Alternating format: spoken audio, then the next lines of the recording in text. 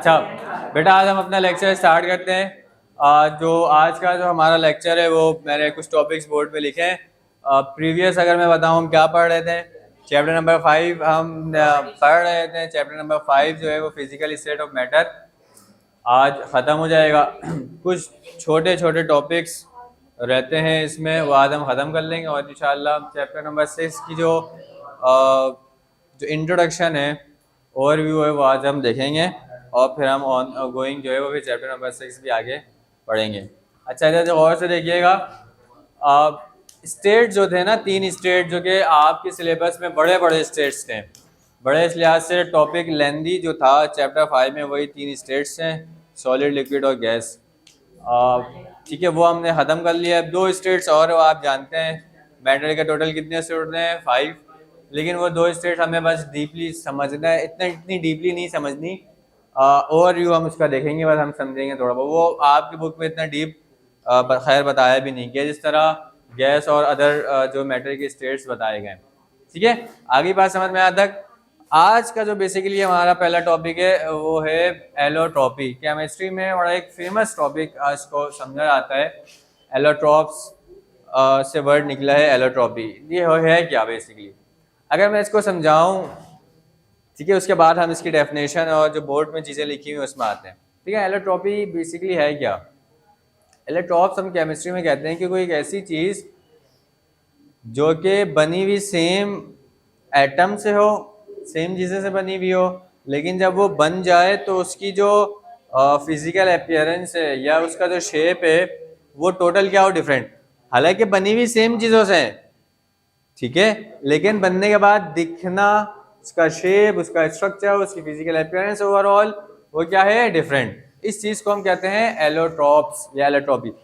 Allotropy की definition लिखिए, the existence, existence का मतलब कहते हैं ना एग्जिस्ट होना, ठीक है, the existence of an element in more than one crystalline form, यानी कि एक एलिमेंट की एग्जिस्टेंस है वो पाया जाता है एक से ज्यादा शक्लों में। More than one crystalline form का मतलब एक से ज्यादा शक्लों में, एक से ज्यादा शेप में। हालांकि वो एलिमेंट एक ही है, लेकिन वो डायमंड की शक्ल में भी है, वो ग्रेफाइट की शक्ल में भी है, वो दीगर स्टेट्स में ही मौजूद है। ठीक है, इस चीज़ को हम बोलते हैं एलोट्रॉपी, यानी कि एक ही एलिमेंट है, वो उसकी शक्लें क्या है, अलग अलग, अलग अलग शेप, अलग अलग शक्लों में मौजूद है।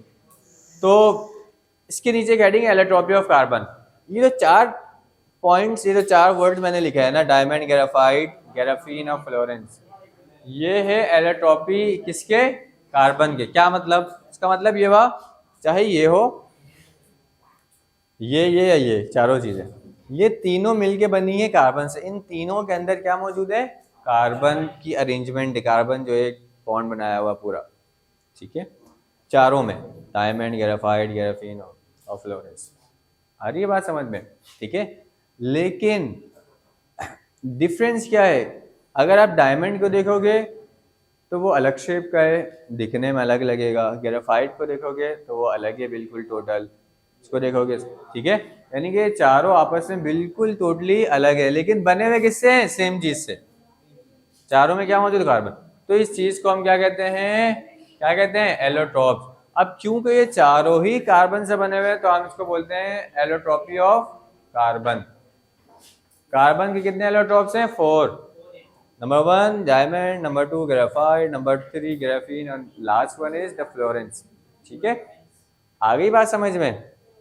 ये वैसे और डीपली टॉपिक है, लेकिन फिलहाल आप इतना इसको याद रखें, ठीक है। इसका हम स्ट्रक्चर भी समझेंगे, कार्बन कार्बन कैसे अरेंजमेंट डायमंड में कैसे होता है, ग्रेफाइट में से पूरी एक कार्बन कार्बन की अरेंजमेंट बताई गई है केमिस्ट्री के अकॉर्डिंग, फिर किस तरीके से शेप वो करता है।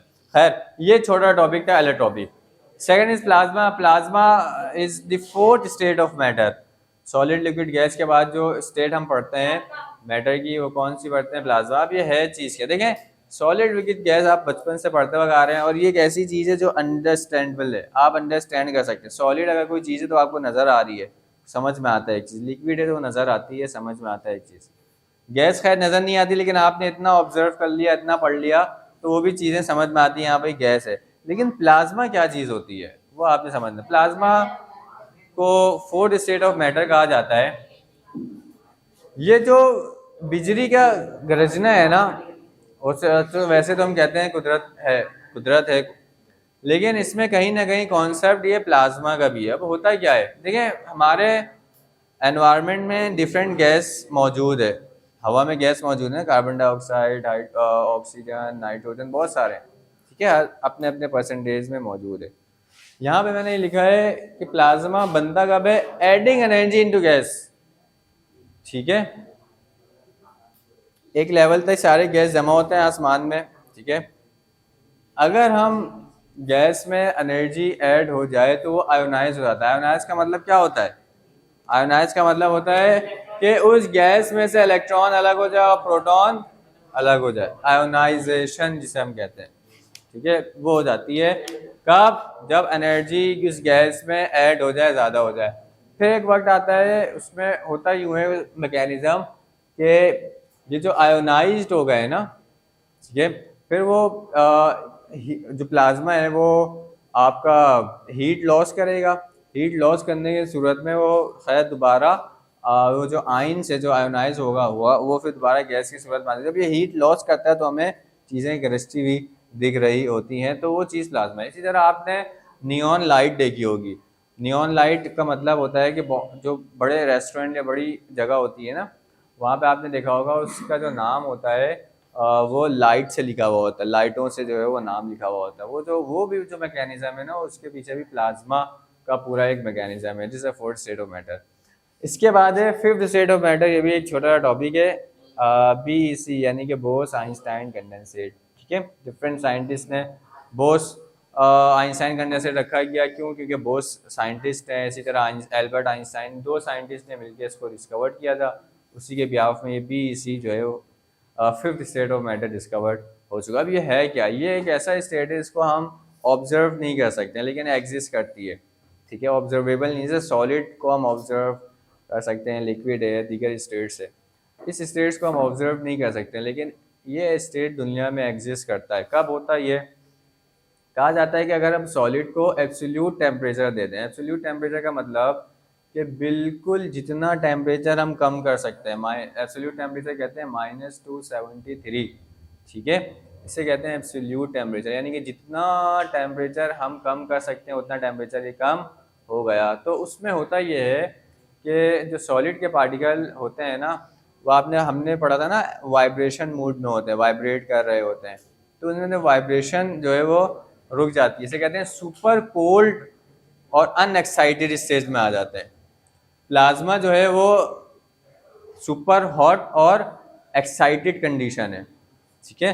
जब हम किसी भी सॉलिड को बहुत कम टेम्परेचर दे दें, देखिए मैंने एरो ऐसे बनाया हुआ है, सॉलिड को हमने बहुत कम टेम्परेचर दे दिया तो वो कौन से स्टेट में आ जाता है, बोस आइंस्टाइन कंडेंसेट में। बहुत कम टेम्परेचर कितना है, एब्सोल्यूट जीरो, से कहते हैं सुपर कोल्ड कंडीशन, या फिर ये अनएक्साइटेड कंडीशन। अनएक्साइटेड का मतलब ये आराम से बैठे हुए हैं, सही है, ये क्या हुआ है, आराम से कोई एक्साइटेशन नहीं है, कोई मूवमेंट नहीं है, कोई वाइब्रेशन नहीं है, ठीक है। सुपर कोल्ड बेसिकली BEC एक सुपर कोल्ड कंडीशन है, बहुत ज़्यादा ठंडा, जितना हम कर सकते हैं, जितना हम टेम्परेचर को कम कर सकते हैं। खैर, तो ठीक है। अच्छा, अब यहाँ पे एक चार्ट समझ लें, इससे एक चीज़ समझाएगा, ये सॉलिड अगर कन्वर्ट होता है लिक्विड में तो इस चीज़ को क्या बोलेंगे, मेल्टिंग। इस प्रोसेस को हम मेल्टिंग बोलते हैं, सॉलिड अगर लिक्विड में कन्वर्ट होता है। इसी का अपोजिट करते हैं, अगर लिक्विड सॉलिड में कन्वर्ट हो रहा है तो फ्रीज हो रहा है, ठीक है। लिक्विड अगर गैस में कन्वर्ट हो रहा है तो एवापोरेशन, ठीक है, या फिर इसको एक और चीज़ बोलते हैं, क्या, वेपर्स, वेपोराइजेशन जिसे हम कहते हैं, ठीक है। अगर लिक्विड कन्वर्ट हो रहा है गैस में तो एवापोरेशन, एवापोरेशन पढ़ा था ना। इसी का उलट हो जाए, गैस अगर लिक्विड में कन्वर्ट हो रहा है तो कंडेंसेशन। कंडेंसेशन भी हमने पढ़ा था, कहाँ पढ़ा था, वेपर प्रेशर का जब हम टॉपिक पढ़ रहे थे, उसमें वेपर्स की प्रेशर पूरा टॉपिक पढ़ाया गया था, कैसे पार्टिकल वेपर से बनते हैं और फिर कंडेंस होते हैं, ठीक है।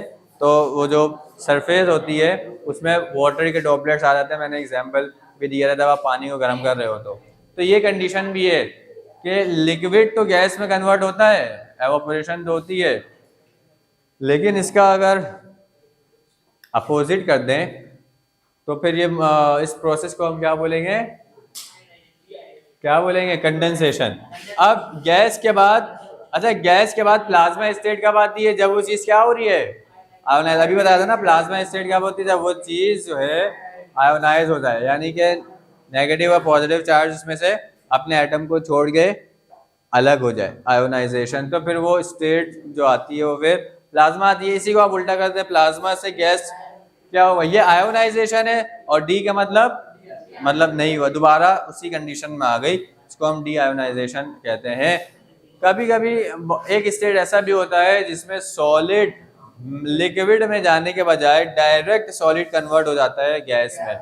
अगर सॉलिड डायरेक्ट गैस में कन्वर्ट हो रहा है तो दैट इज कॉल्ड सब्लिमेशन। ठीक है, ये एक नया वर्ड है आप लोगों के लिए, ये एमसीक्यूज में पूछा जाता है सब्लिमेशन।